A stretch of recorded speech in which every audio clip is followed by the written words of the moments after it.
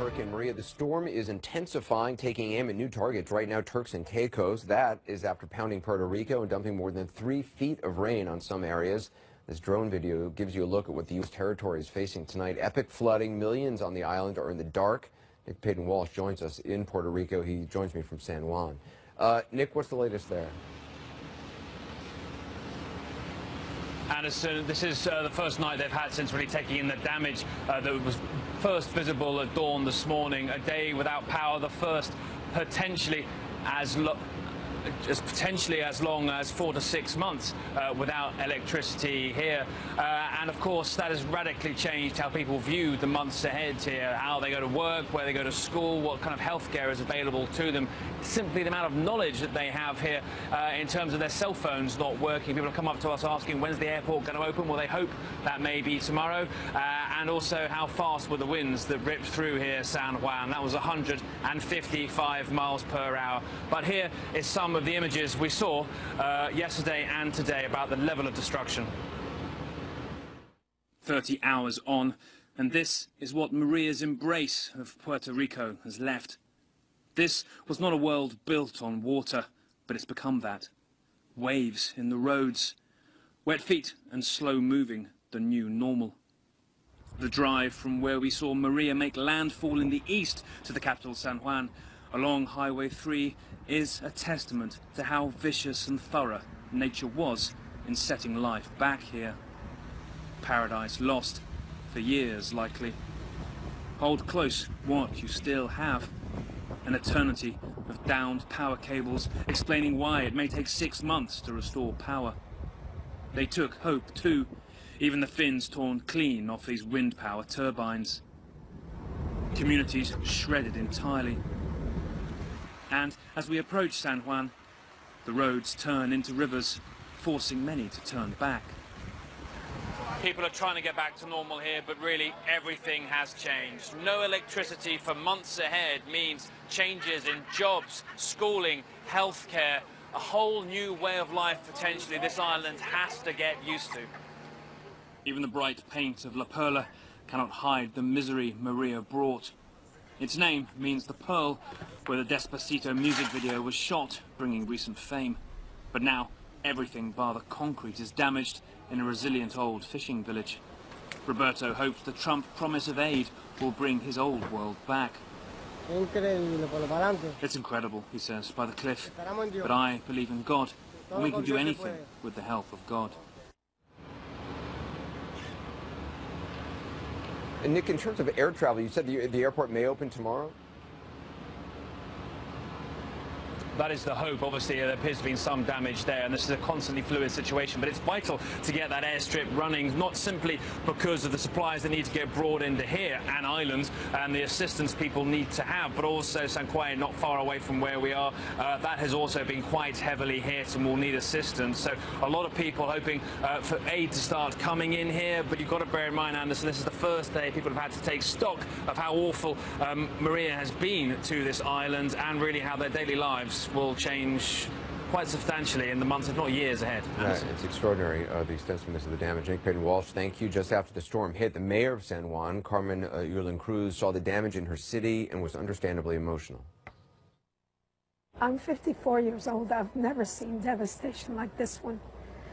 It's the human spirit is going to have to rise up real high.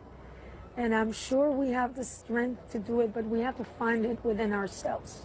So people are going to have to push on. They're going to have to change their frame of mind. The Puerto Rico and the San Juan that we knew yesterday is no longer there. No longer there. Just before airtime, I spoke with Mayor Cruz. Mayor Cruz, you said earlier that Puerto Rico and San Juan, the Puerto Rico and San Juan you knew yesterday is no longer there. That's an incredible statement. You really feel that the city you know, the city you love is no longer there? Not only do I feel it, but since last night at 6 o'clock when about 200 crew members of the municipal employees went into the streets, and as we're doing today, we are seeing a totally different San Juan. The resilience of the people is the same. A lot of people saying we're going to make it, we're going to push on. But the landscape is just disastrous. It is a devastation like I have never seen before. which has brought out the solidarity spirit that we had forgotten. I was telling somebody today that if we're going to rebuild and reconstruct, which we have to do, we ought to do it with the appropriate priorities, and we ought to use this opportunity to change the conversations that we're having and the way that we deal and handle one another. But Mr. Cooper, what I'm more worried about is that the manpower and the woman power is not enough. You need that help. You need that federal help. You need as much help from the outside as possible. We need the help from the outside world. I am very grateful that the first help has come from New York and from Houston, particularly to the city of San Juan. We had 1,264 refugees.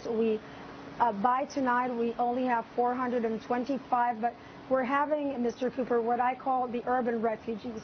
People that are at home are elderly. They don't have their insulin. They've lost their heart medication. They've lost their blood pressure medication. And if we don't get to them in time, it is those that I cannot get to that really worry me the most. Yeah, because it's not just people, obviously, who are in hospitals, who are, some hospitals right now have backup generators, though obviously that's not an ideal situation. It's people, as you say, who need just regular dialysis, who are able to live at home but need dialysis. They need regular access to prescription drugs. It's often those people who are hit the hardest at a time like this, when there's no power at home and it's difficult to get outside, to get the medication they need. Exactly.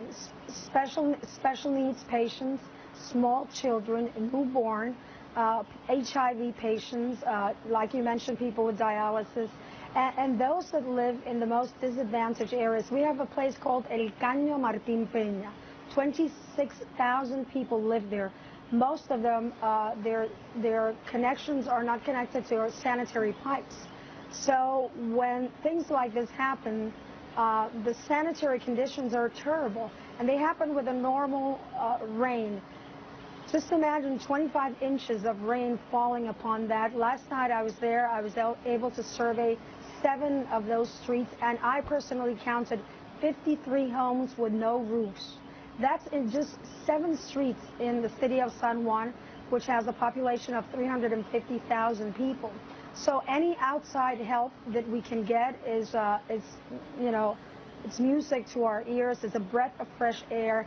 But it also lets us know that we're not alone. And what I've seen is that resilience that people have. Maria hit us very hard, but she is nothing compared to the force that we're going to unleash to reconstruct and rebuild this beautiful Caribbean island. Well, Mayor Cruz, I appreciate your strength tonight, and I wish you the best in the months ahead. Thank you very much. Thank you very much, Mr. Cooper. Well, we've been learning about